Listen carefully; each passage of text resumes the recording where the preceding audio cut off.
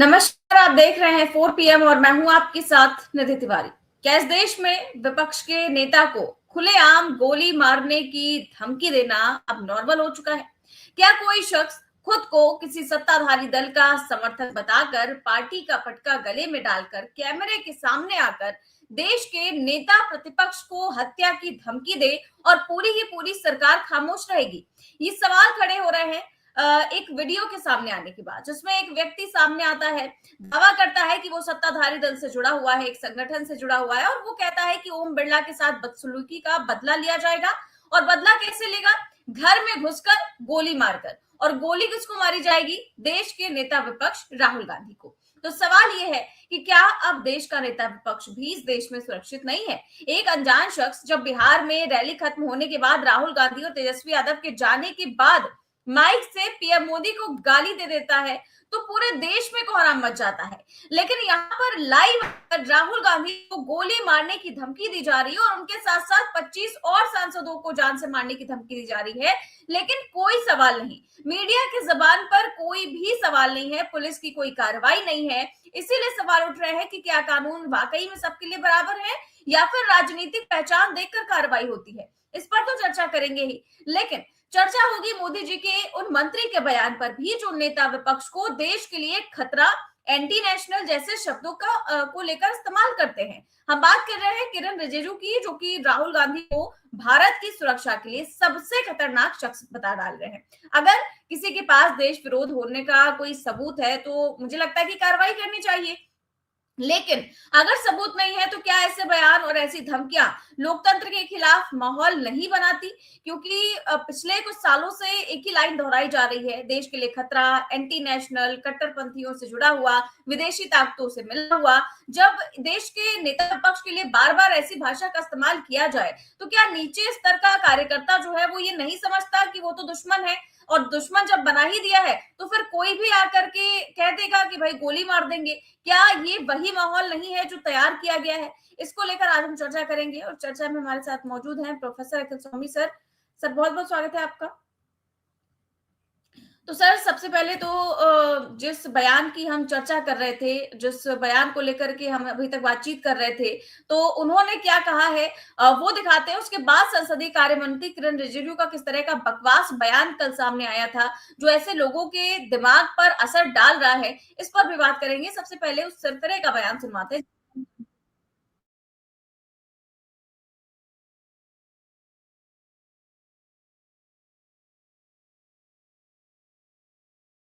प्रकार से भारत की संसद में कांग्रेस के 25 सांसदों ने घुटकर और श्रीमान लोकसभा अध्यक्ष ओम बिरला से जो गाली गलौज करी है, उसकी हम सभी भारतीय जनता पार्टी के कार्यकर्ता, कर्मी सेना के कार्यकर्ताओं में काफी रोष भी आते हैं। दोबारा ऐसी घटना हुई उन सांसदों के घर में घुस के हम तोड़फोड़ करेंगे। और मुझे लगता है कि राहुल गांधी का आदेश पर यह घटना हुई है। राहुल गांधी कान खोल कर सुन ले, अगर दोबारा ऐसी घटना हुई तो तेरे घर में घुस के हम गोली मार देंगे और इसका जिम्मेदार प्रशासन होगा। हमारा प्रशासन से निवेदन है कि 25 सांसद के ऊपर कार्रवाई होनी चाहिए। मोदी सरकार के मंत्री किरण रिजिजू जी का जो बयान आया, उसको सुनने के बाद हम लोग काफी गुस्से में हैं। अगर 24 घंटे के अंदर गिरफ्तारी होती है उन 25 सांसदों की तो ठीक है, इस सभी के हम गोलियां मारेंगे एक एक करके। ये राज सिंह आमेरा संभागीय प्रवक्ता कर्णी सेना का ये बयान है। चाहे मुझे जेल हो जाए, मुझे कोई दिक्कत नहीं है। जय हिंद, जय भारत। तो ये भाई साहब जो हैं वो खुलेआम अपना नाम बता रहे हैं और कहते हैं कि सरकार की मंत्री किरण रिजिजू का जो बयान सामने आया है उससे जो है हम सभी बहुत ज्यादा आहत हैं, हमें बहुत ज्यादा हम गुस्सा है, और राहुल गांधी पर कार्रवाई नहीं हुई तो उनको घर में घुसकर गोली मारेंगे।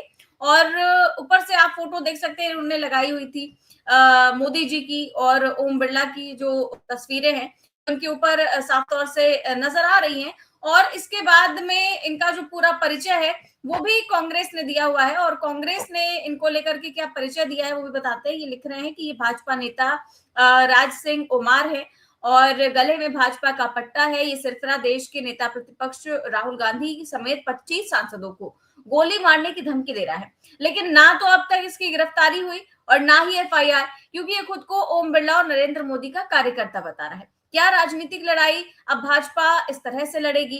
अब सर जाहिर सी बात है कि ये जो भाई साहब बयान दे रहे हैं और जो इनका पूरा परिचय दिया जा रहा है, क्या ऐसे लोगों को कानून का कोई भय नहीं है? अगर नेता विपक्ष की ही सुरक्षित नहीं है देश में, तो फिर आम आदमी कैसे सुरक्षित है?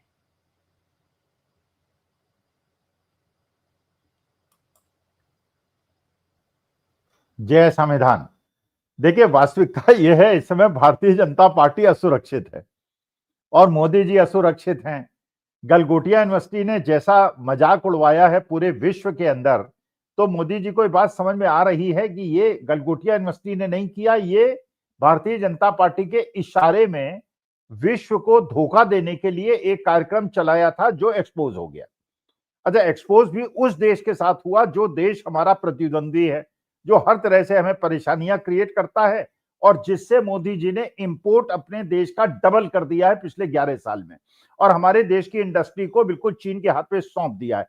ये फ्रस्ट्रेशन है और ये मुद्दे को भटकाने का प्रयास कर रहे हैं। देखिए, आज के तारीख में वास्तविकता ये है और ये देखिए, अगर अगर अभी जैसे आसाम के मुख्यमंत्री के बारे में एक सुप्रीम कोर्ट में पिटीशन आई कि साहब उनकी डिस्प्रोपोर्शनेट एसेट के बारे में, तो माननीय सुप्रीम कोर्ट ने कहा कि भाई देखिए, इलेक्शन टाइम में इस प्रकार की बहुत सारी चीजें आती रहती हैं, हम इसे सुनवाई नहीं करेंगे, हाई कोर्ट चले जाइए। और यही चीज अगर किसी अपोजिशन वाले के पास आ गई होती तो एडमिट भी हो गई तो उसे दंड भी मिलता, उसे जेल भी भेज दिया जाता और 2 साल के बाद वो जेल से छूटता। ये गड़बड़ाहट है।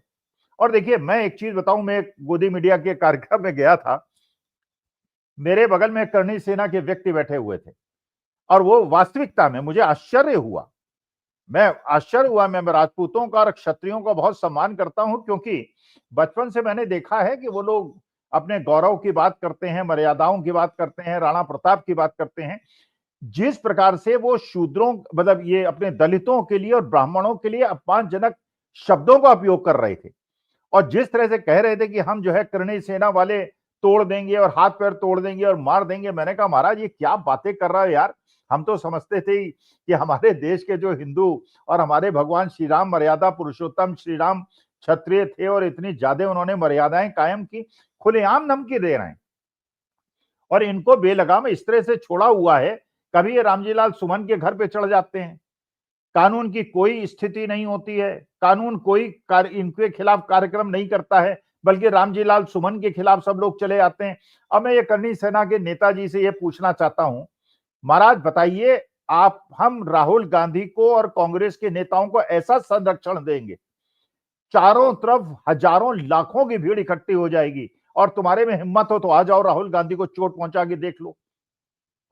और तुम लोग अगर देश के अंदर व्यवस्था पैदा करना चाहते हो, कि कानून का जो मूल सिद्धांत मुझे पता है, वरना मैं कानूनविद नहीं हूं, मुझे बहुत ज्यादा नहीं पता है, आप धमकी दे रहे हैं किरण रिजिजू के एक वक्तव्य पे, इसका माने Kiren Rijiju should also be arrested. इस प्रकार के प्रोवोकेशन के लोग करके आप देश के अंदर अशांति पैदा करना चाहते हैं और ऐसी स्थिति में शांति पैदा करना चाहते हैं जब हमारे देश के बड़े बड़े नेता और मंत्री एफस्टीन फाइल में फंसे हुए हैं, जहां पे बांग्लादेश के अंदर आप बड़ा खतरनाक एक स्टेटमेंट दिया है मोहम्मद यूनुस ने, आपने सुना हो शायद। मोहम्मद यूनुस ने स्टेटमेंट दिया है कि चीन, भूटान और नॉर्थ ईस्ट की 7 सिस्टर्स और बांग्लादेश, ये समुद्र की सीमाओं से नहीं मिलते हैं और वी आर एक संगठित समूह है। बड़ा खतरनाक संकेत है निधि। भारत सरकार को इन चीजों पे ध्यान देना चाहिए। जिस प्रकार से मोहम्मद यूनुस ने एक संकेत दिया है और जिस प्रकार से नए प्रधानमंत्री ने यह संकेत दिया है कि आप शेख हसीना को हमको सौंपिए, मोहम्मद यूनुस के जमाने से यह मांग चल रही थी, वहां के कोर्ट ने यह डिसीजन ले लिया है। जैसे निखिल गुप्ता अमेरिका के अंदर गिरफ्तार हुआ, पहले उसने कहा कि साहब मेरा कोई मतलब नहीं है, मेरा लेना देना नहीं है, उसने कन्फेस कर लिया है। उसने ये भी कन्फेस कर लिया है कि रॉ का एक अधिकारी मेरे संपर्क में था और उसके निर्देश पे ये सारे काम हुए थे। और अब ये सुन रहे हैं कि वो अप्रूवर बन रहा है और अप्रूवर बन के क्या क्या कलई खोलेगा इसका, तो इसका माने कनाडा और अमेरिका जो आरोप लगा रहे थे, जिसपे हम अविश्वास इसलिए कर रहे थे कि हम अपनी सरकार के साथ थे, जो सरकार कह रही थी हम उसके साथ थे। देखिए, वास्तविकता यह निधि, ये केवल और केवल लोगों का ध्यान भटकाने के लिए है। आप जिससे आज की तारीख में 2 से 2:30 बजे तक इस मामले को डिस्कस करें, अब गलगोटिया के मामले को डिस्कस ना करें, अब गलगोटिया अपने स्टूडेंट्स को सामने ला रहा है। बल्कि एक आपने देखा होगा, एक मीम देखा होगा, एक पत्रकार जो है 6-7 बच्चों से पूछ रहा है गलगोटिया यूनिवर्सिटी के, तुम्हें क्या लग रहा है? तो एक स्टूडेंट कहता है कि सर हमें तो इस बात की चिंता है, हमें कहीं चीन का डिग्री ना दे दे। और अब बताइए, और उस यूनिवर्सिटी को प्राइवेट यूनिवर्सिटी में सर्वश्रेष्ठ यूनिवर्सिटी का सर्टिफिकेट मिला है, और एक नैक का सर्टिफिकेशन होता है, क्योंकि मैंने भी प्राइवेट यूनिवर्सिटी में काम किया है, एज ए प्रोफेसर काम किया है। किस प्रकार की नौटंकी होती है निधि, मैं तुम्हें बता नहीं सकता। बच्चों, और हम देखिए, हम तो इस टीचिंग प्रोफेशन में इसलिए आए थे कि हमारे पिताजी भी प्रोफेसर थे, तो हम चाहते थे कि बच्चों को, अपनी नेक्स्ट जनरेशन को मजबूत बनाएं। टीचर्स को और स्टूडेंट्स को केवल उपयोग किया जाता है प्राइवेट यूनिवर्सिटीज ने, और जानबूझकर इन लोगों ने सरकारी यूनिवर्सिटीज को बंद कर दिया। मैंने एक मुनिरबा इलाहाबाद यूनिवर्सिटी से एमबीए किया और बीएचयू से इंजीनियरिंग की। क्या इंजीनियरिंग कॉलेज होते थे, क्या एमबीए इंस्टीट्यूट्स होते थे, क्या स्टूडेंट टीचर रिलेशनशिप होते थे। यहां पे आधे समय बच्चे, जिस यूनिवर्सिटी मैंने पढ़ाया है, बड़ी बड़ी यूनिवर्सिटी है, बिल्कुल 5 स्टार होटल टाइप की यूनिवर्सिटी है, बाग ऐसा लगता है जैसे आप मुगल गार्डन में घूम रहे हैं, और वहां पे आधे समय बच्चे जो है वो केवल ऑडिटोरियम में बिठा दिए जाते हैं जबरदस्ती कि आपको इंटरनल मार्क्स काट देंगे अगर आप वहां नहीं पहुंचेंगे। उनकी अटेंडेंस वहां पे होती है, और 2-2, 3-3 घंटे बड़े बड़े लोगों को बुला के उनको बकवास सुनवाते हैं। क्लास के अंदर क्लास अटेंडेंस, एजुकेशन के बारे में इनको कुछ लेना देना नहीं है। असली मुद्दों पे लोगों का ध्यान न जाए। और निधि, एक चीज और ध्यान देख लेना आप, केवल रूस से तेल ना खरीदना। जानते हैं हमारे अमेरिका ने जो हम पे बंदिश लगाई है, इसका सबसे ज्यादा फायदा किसको हो रहा है? इसका सबसे ज्यादा फायदा चीन को हो रहा है। और हमारी अर्थव्यवस्था पे क्या इसका असर पड़ेगा, 2 महीने के अंदर आपको दिखाई पड़ जाएगा। आप सोचिए, रूस से चीन 2.2 मिलियन बैरल्स पर डे का तेल खरीद रहा है। 2.2 मिलियन, 6 मिलियन का अगर उनको रिक्वायरमेंट है, 1/3 रूस से खरीद रहा है। रूस उसे $11 का डिस्काउंट दे रहा है पर बैरल। $11, $60 में $11 का मतलब कितना होता है? करीब करीब 15%, 15% का डिस्काउंट दे रहा है। और हम कहां से खरीदेंगे? वेनेजुला से खरीदेंगे, अमेरिका से खरीदेंगे। 11% डॉलर पर बैरल का, 15% का वो बेनिफिट भी नहीं मिलेगा, ट्रांसपोर्टेशन कॉस्ट भी ज्यादा होगी, रिफाइनिंग कॉस्ट भी ज्यादा होगी।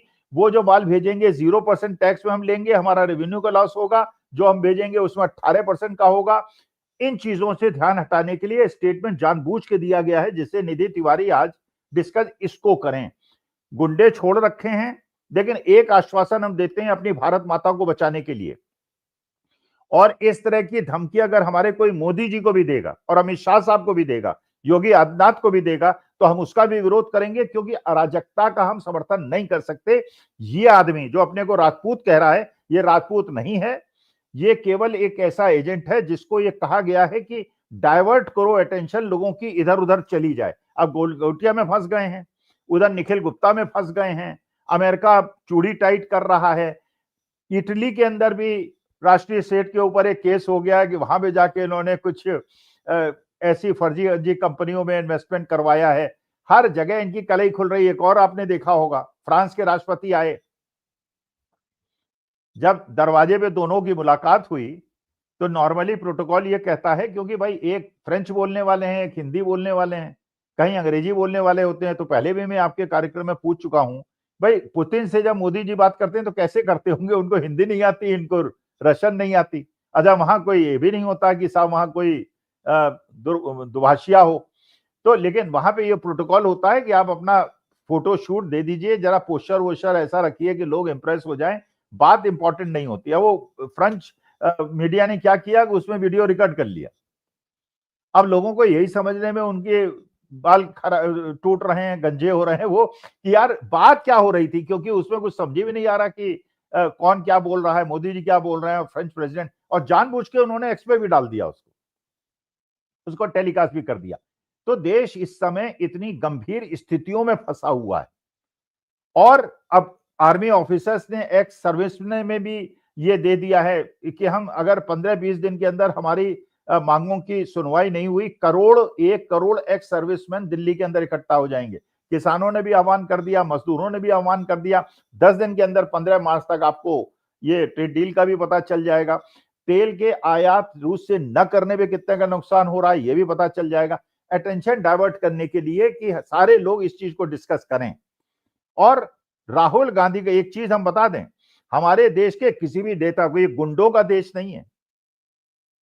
हम लोग सनातनी लोग हैं, हम लोग मर्यादा पुरुषोत्तम को मानने वाले लोग हैं, अपनी जान दे देंगे, लेकिन मोदी जी की भी जान किसी अराजक तत्व को नहीं लेने देंगे, अमित शाह की भी नहीं लेने देंगे और राहुल गांधी की भी नहीं लेने देंगे। इस प्रकार की खुली गुंडागर्दी की मांग और करणी सेना अपनी मर्यादा को गिरा रही है, अपनी प्रतिष्ठा को गिरा रही है। एक सनातनी होने के नाते मैं उनसे निवेदन करता हूं, महाराज इस तरह की कार्यक्रम करके अपने राजपूत समाज को बदनाम न करें। कभी दलितों के यहाँ चढ़ जाते हैं, कभी ब्राह्मणों के यहाँ चढ़ जाते हैं, कभी मुसलमानों के यहाँ चढ़ जाते हैं। ठीक है महाराज, आप लोग जो है बहुत शक्तिशाली हैं, बहुत बलशाली हैं, लेकिन ये बाहुबल से काम नहीं होता। बहुत चीजें दिमाग से भी होती हैं, बहुत चीजें राष्ट्रीय हित के लिए भी होती हैं। आप राष्ट्रीय हित के खिलाफ काम कर रहे हैं, इसलिए मैं आपसे निवेदन करता हूं, चेतावनी भी देता हूं, राष्ट्र हित के खिलाफ काम मत करिए। अगर आपने उस परिवार के लोगों पे हाथ भी किसी ने उठाने की कोशिश की तो कृपा करके ऐसा मत कीजिए। हम कोई चेतावनी नहीं दे रहे, हम कोई वो नहीं कर रहे, लेकिन हमारे देश के किसी भी नेता पे आंच नहीं आने देंगे, देश के लोग आंच नहीं आने देंगे। और कल भगवान न करे अगर उस 25 मेंबर पार्लियामेंट में किसी साथ भी कोई दुर्घटना हो जाए, ठाकुर साहब आप ही अरेस्ट हो जाएंगे सबसे पहले। बिल्कुल ठीक बात है सर। और देश के प्रधानमंत्री बहुत बड़ी-बड़ी बातें करते हैं, बहुत बड़े-बड़े मंच से। आज भी उन्होंने क्या कहा आपको बताएँगे। लेकिन उससे पहले राहुल गांधी को लेकर के जो ये धमकियाँ दी जा रही हैं, उस पर जो कांग्रेस के नेता हैं, कांग्रेस की प्रवक्ता है, कांग्रेस की सांसद है, वो काफ़ी ज़्यादा नाराज़ नज़र आ रहे हैं और उन्होंने तमाम ट्वीट करते हुए इसकी घोर निंदा की है कि अगर देश का नेता विपक्ष को लेकर के इस तरह के बयान दिए जाएँगे, तो देश कहाँ तक सुरक्षित है। पवन खेड़ा ने इस पर ट्वीट करते हुए लिखा है कि पूरा आरएसएस भाजपा तंत्र एक गोडसे फैक्ट्री है। तथा कथित करणी सेना द्वारा राहुल गांधी और 25 सांसदों के खिलाफ दी गई धमकी कोई अलग थलग पड़ी घटना नहीं है। ये एक सुनियोजित और कपटपूर्ण साजिश है। पहले किरण रिजिजू ने सार्वजनिक रूप से झूठ बोला और देश को गुमराह किया कि कांग्रेस सांसदों ने लोकसभा में ओम बिरला का अपमान किया, जबकि उपलब्ध वीडियो फुटेज इस दावे को खंडन करती है, जिसमें ऐसा कोई अपमान दिखाई नहीं देता, बल्कि उस दौरान स्पीकर को मुस्कुराते हुए देखा जा सकता है। फिर भाजपा सांसदों ने विभिन्न मंचों पर लगभग एक जैसी पंक्ति दोहरानी शुरू कर दी कि राहुल गांधी भारत की राष्ट्रीय सुरक्षा के लिए सबसे खतरा है। ये विपक्ष को बदनाम करने और राजनीतिक प्रतिद्वंदियों विशेषकर राहुल गांधी जी के खिलाफ हिंसा को वैध ठहराने का एक सुनियोजित अभियान है। कट्टरपंथ इसी तरह काम करता है। वो एक झूठ गढ़ते हैं और उसे बार बार दोहराकर फैलाते हैं, उसे राजनीतिक वैधता का आवरण देते हैं और तब तक प्रसारित करते हैं जब तक उनके समर्थक घृणा और हिंसा के लिए उकसाए न जाए। तब भी गोडसे बनाया गया था, आज भी एक और गोडसे को तैयार किया जा रहा है। इसके अलावा सुप्रिया श्रीनेत लिखती है कि ये लफंगा आतंकवादी अपने आप को करणी सेना का बता रहा है, कहता है कि विपक्ष राहुल गांधी और 25 कांग्रेस एमपीज को गोली मार देगा। ओम बिरला जी, ये आपका समर्थक है, आपको कोई आपत्ति नहीं। अभी तक कोई एफआईआर, कोई गिरफ्तारी नहीं हुई। सत्ता की चुप्पी पर सवाल है। मीडिया वालों, मुंह में दही जमी है क्या? तो मीडिया पर भी सवाल उठाए जा रहे हैं। इसके अलावा इमरान प्रतापगढ़ी लिखते हैं कि ऐसे गुंडों की हिम्मत देखिए, नेता प्रतिपक्ष समेत 25 सांसदों को गोली मारने की खुलेआम धमकी दे रहा है। यूएपीए जैसे कानून क्या सिर्फ दलितों, मुसलमानों और आदिवासियों के लिए बने हैं? देश के सांसदों को मारने की धमकी देना क्या किसी आतंकवाद से कम है? ये सवाल इन्होंने सही उठाया सर। और इसके अलावा पीएम मोदी दावा करते हैं कि एआई हमारे देश का भाग्य बदलने जा रहा है। लेकिन एआई आ जाए, भविष्य में कोई और भी सुपर एआई आ जाए, मोदी जी कुछ भी इनोवेशन कर ले, लेकिन ऐसी राजनीति जब तक होगी तब तक लोगों को डराया जाएगा, जब तक विपक्ष के नेताओं को डराया जाएगा, धमकी दी जाएगी, धर्म जाति के नाम पर इस तरीके की चीजें की जाएंगी, सोशल मीडिया पर जहर बोया जाएगा, क्या तब तक भारत का भाग्य बदल सकता है? देखो, सीधी सी बात यह है कि ये जो गुंडों ने ये बिल्कुल एक माहौल ऐसा बना दिया है, ये डरा के लोगों से काम करा रहे हैं। आज के तारीख में पूरी तरह से डर व्याप्त है, हर तरफ डर व्याप्त है। क्योंकि भाई हम लोग गुंडे बदमाश तो है नहीं, हम तो पढ़ने लिखने वाले लोग हैं। अच्छा, शरीर भी इतना ताकतवर नहीं है, ना हमारे पास गुंडे जान पहचान के, ना हमारे पास तलवार है, ना हमारे पास बंदूकें हैं। अब ये तलवार बंदूकें बांट बांट के तो गुंडागर्दी करवाते हैं। तो मानी बात है, हमको लगता है यार जान देने से हमारे देश का भला नहीं होगा, हमें अपनी जान सुरक्षित भी रखनी है और संघर्ष भी जारी रखना है। और देश के लोकतंत्र और संविधान को बचाना भी है। अच्छा, इन लोगों को कोई लेना देना नहीं, तो ये गुंडे बदमाश इन्होंने छोड़ रखे हैं दहशत का माहौल बनाने के लिए। लेकिन गिने चुने दिन है, क्योंकि चारों तरफ से ये घिरे हुए हैं आज के तारीख में, इनके बाद निकलने का कोई रास्ता नहीं है। और अब देखिए शेयर मार्केट भी समझ गया है कि ट्रेड डील में क्या हो रहा है, चारों तरफ क्या हो रहा है। निखिल गुप्ता, अरे यार ये निधि तुम खुद बताओ, किसी दूसरे देश के सिटीजन को इसलिए मारने का प्रयास करना या मारना कि वो आपके हिसाब से आतंकवादी है। भाई अमेरिका तो आपका मित्र राष्ट्र था, कनाडा तो आपका मित्र राष्ट्र था, उनके प्रेसिडेंट और प्राइम मिनिस्टर को लिखते कि साहब इस आदमी पे शक है, ये हमारे देश के खिलाफ बोलता है, आप इसकी इंक्वायरी कीजिए, इसके पूरे उसके मूवमेंट्स पे निगाह रखिए और इसको दंडित कीजिए या हमारे यहाँ देश के अंदर वापस भेज दीजिए। आप जो है उसे अटेम्प्ट कर रहे हैं, जैसा निखिल गुप्ता कह रहा है, मैं अभी भी मानने को तैयार नहीं हूं, मैं अभी भी भारत सरकार के साथ हूं। और उधर जो है आप शेख हसीना को अपने देश के अंदर आपने शरण दे रखी है, जिसको वहां के कोर्ट्स दंडित कर चुके हैं। फिर आप कहते हैं वहां के कोर्ट पे हमें विश्वास नहीं है। भाई हु केयर्स, तुम्हारे विश्वास पे केयर कौन करता है? उनका देश है, उनका लोकतंत्र है, उनके नागरिक हैं, उनके कानून है, उनके कानून की व्यवस्था है। अगर वो भी तुम्हारे देश से लोगों को उठा ले जाए, मान लीजिए ठाकुर साहब को उठा के ले जाए कोई देश कि ये धमकी दे रहा था, ये आतंकवादी, हम इसको उठा ले गए, क्या ये अच्छा माना जाएगा? भाई आप दूसरे देश की सहमति से, मित्रता के भाव से इस तरह से करिए। आर्टिफिशियल इंटेलिजेंस का आपने देख लिया, पूरी अब तो स्टोरी पूरी की पूरी बाहर आ रही है।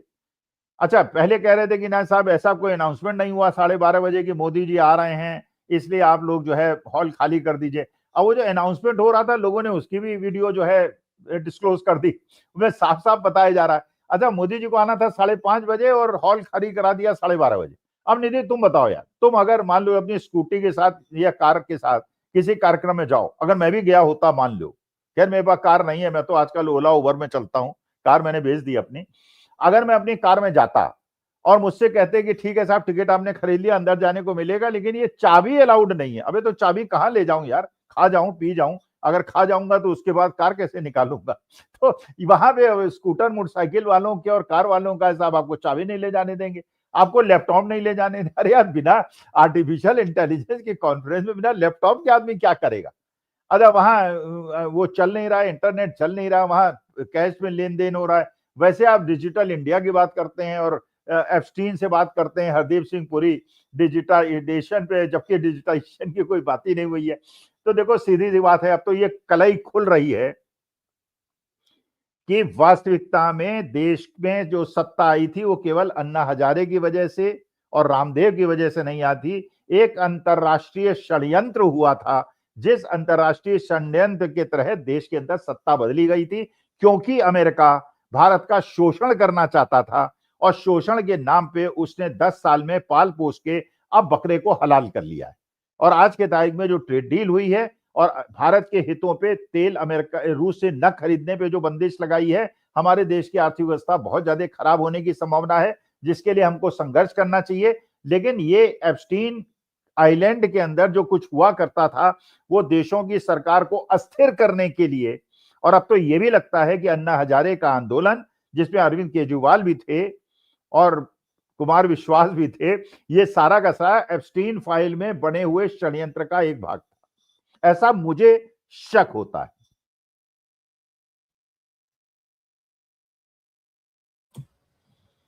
बिल्कुल सर, और यही नहीं है कि ये जो छोटे छोटे नेता हैं वो इस तरीके का बयान दे रहे हैं, बल्कि मोदी जी के मंत्री जो कि संसदीय कार्य मंत्री हैं, वो इस तरीके का शर्मनाक बयान दे रहे हैं और कह रहे हैं कि राहुल गांधी देश की सुरक्षा के लिए सबसे खतरनाक व्यक्ति हैं और देश में विदेश में नक्सलियों, चरमपंथियों और जॉर्ज सोरोस जैसे लोगों से मिलते हैं और जो है वो सदन से बाहर जाकर के लोगों को गद्दार कहते हैं और बच्चों जैसा व्यवहार करते हैं और देश के इतिहास में हमने कभी ऐसा एलओपी नहीं देखा और उनका मिलना जुलना हमेशा ऐसे लोगों से होता है जो देश विरोध में काम करते हैं। उनका जो बयान है, पहले वो सुनवाते हैं, जो जवाब आया है भी दिखाएंगे। सबसे पहले उनका जो बयान बहुत महत्वपूर्ण है वो सुनवाते हैं।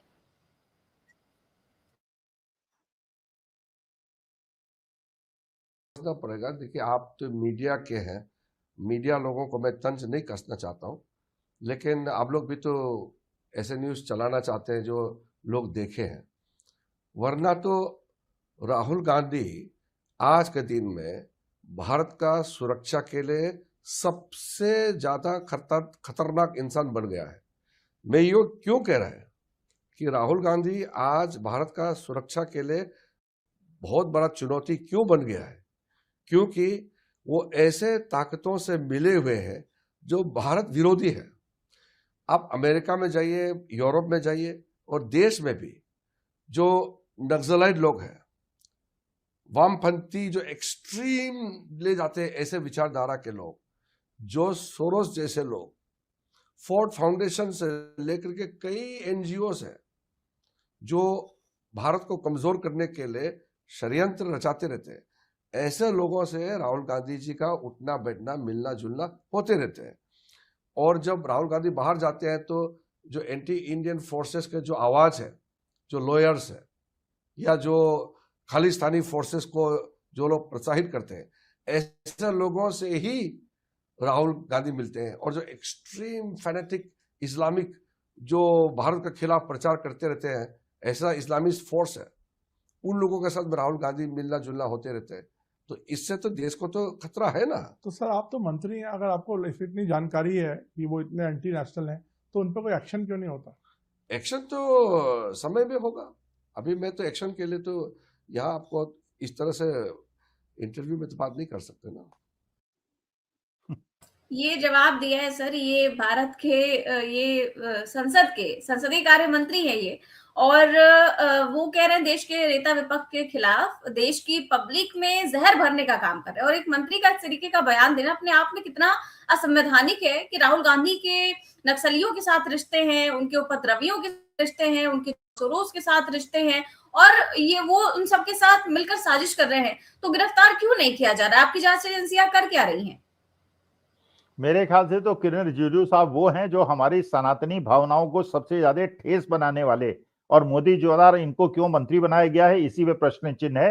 ये गौमांस खाते हैं, जिसके लिए शंकराचार्य आज की तारीख में 40 दिन का उन्होंने अल्टीमेटम दिया है, और हम लोगों के लिए गौ हत्या मां की हत्या के बराबर होती है। ये गौमांस खाते हैं। इन किस मुंह से हमारे सनातन का अपमान करने का और देश का अपमान करने की बात करते हैं? चलिए, आप सरकार में हैं, आप चलिए, राहुल गांधी पे एक्शन मत लीजिए, एक व्हाइट पेपर ले आइए।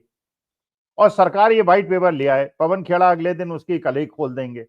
आप बता दीजिए, फोर्ड फाउंडेशन और जॉर्ज सोरोस से हिंदुस्तान के अंदर कौन कौन से इंस्टीट्यूशन, कौन कौन सी संस्थाएं, कौन कौन से प्रवर्तक कितना कितना पैसा पिछले 11 साल में लिया है। और मैं डंके की चोट पे आपको कहता हूं, डंके की चोट पे कहता हूं, मेरे पास जानकारी नहीं है, मेरे पास कोई सोर्स नहीं है। अगर ये व्हाइट पेपर आ जाएगा पीएम केयर फंड में, पीएम केयर फंड में इन्हीं लोगों का पैसा मिलेगा।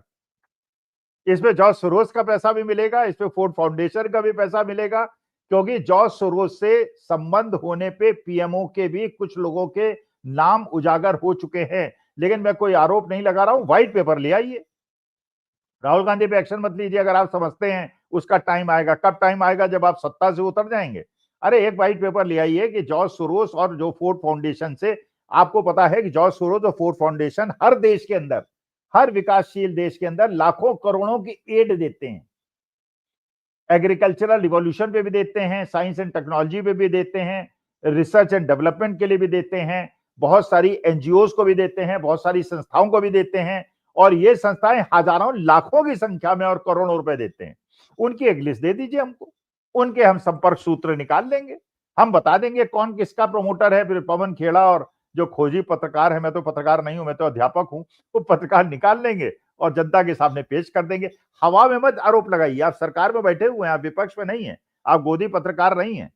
आप बिल्कुल एक हमें बता दीजिए, पूरे हिंदुस्तान में पिछले 11 साल से फोर्ड फाउंडेशन और जॉर्ज सोरोस का नाम तो ये व्हाट्सएप पे ऐसा चला दिया है लोगों ने। अब तो मुझे लगता है हम लोग व्हाट्सएप यूनिवर्सिटी ढूंढ रहे थे, कहाँ है, अब पता चल गया गलगोटिया यूनिवर्सिटी ही व्हाट्सएप यूनिवर्सिटी है। वाकई में सर, इस तरीके के बयान बहुत ज्यादा शर्मनाक है। और हम तो बात करते हैं किसी छुटभइये नेता की, किसी करनी सेना के नेता की, लेकिन इस तरीके के जब बयान किसी संसदीय कार्य मंत्री के आते हैं, मोदी जी कितने बड़े मंत्री के आते हैं, तो जाहिर तौर पर सवाल उठने लाजमी है कि इन लोगों के बयान किस हद तक लोगों को प्रभावित करते हैं, कि वो धमकी देने पर उतर आते हैं देश के नेता विपक्ष पर। तो आज हमने इस पर चर्चा की। बहुत बहुत नहीं, ये मैं आपके कार्यक्रम के माध्यम से मोदी जी से निवेदन करता हूं, ये गौमांस खाने वाले आदमी को मंत्रिमंडल से बर्खास्त करें। बिल्कुल सर, देखते हैं मोदी जी सुनते हैं नहीं सुनते हैं। बहुत बहुत शुक्रिया आपका आज की चर्चा के लिए। तो आप देख रहे थे आज की चर्चा। जिस प्रकार से बयान आते हैं लगातार बड़े बड़े नेताओं की, ऐसी भाषा का इस्तेमाल करते हैं राहुल गांधी के लिए, तो क्या नीचे का कार्यकर्ता ये नहीं समझता है कि वाकई में राहुल गांधी दुश्मन है? और जब दुश्मन बना दिया गया है तो फिर कोई भी आकर के कह देगा कि हम तो गोली मार देंगे। अब ये वही माहौल है जो तैयार किया गया है इतने सालों से, और इसी माहौल को लेकर के आज हमने चर्चा की। कैसे लगी आपको हमें कमेंट बॉक्स में अपनी राय जरूर दें। चैनल को सब्सक्राइब भी करें और ज्वाइन भी करें। नमस्कार। मैम, इस अपराध वाले दिन देश भर में 80 रेप कंप्लेंट्स हुई थी, जिसमें से 76 का तो ट्रायल भी स्टार्ट नहीं हुआ है। तेरा बैग यहाँ रख रहा हूँ। अरे पागल, तुम पागल। मम्मा, I love you को मलयालम में क्या बोलते हैं? എനിക്ക് നിന്നെ ഇഷ്ടം।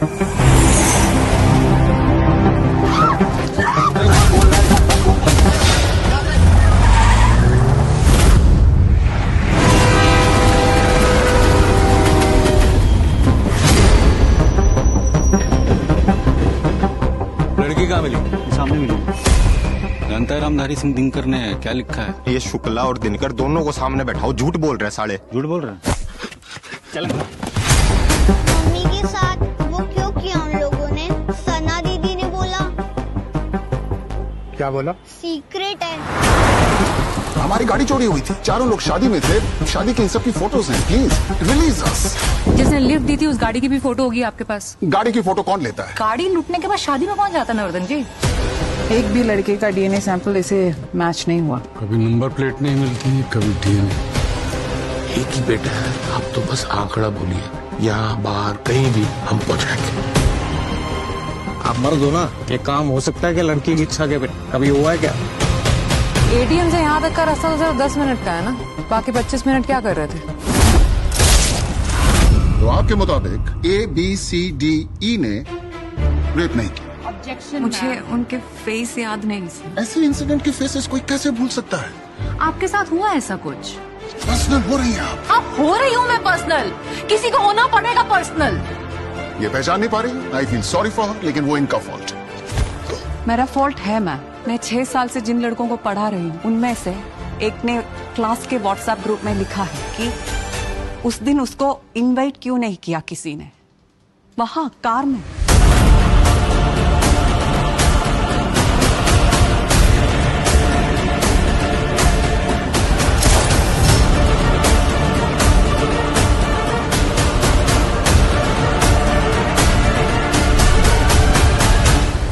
सर्वाइवर से मिला हुआ सैंपल अभियुक्तों के डीएनए सैंपल से मैच नहीं कर रहा मैम। सर्वाइवर अभियुक्तों को पहचान भी नहीं पा रही, तो अब क्या करें मैम? अब अगला एक 8 साल की बच्ची का केस आया मेरे पास, उसके लिए कल आऊंगी आपके सामने। वो भी कैसे ही खत्म करेंगे? Objection, irrelevant.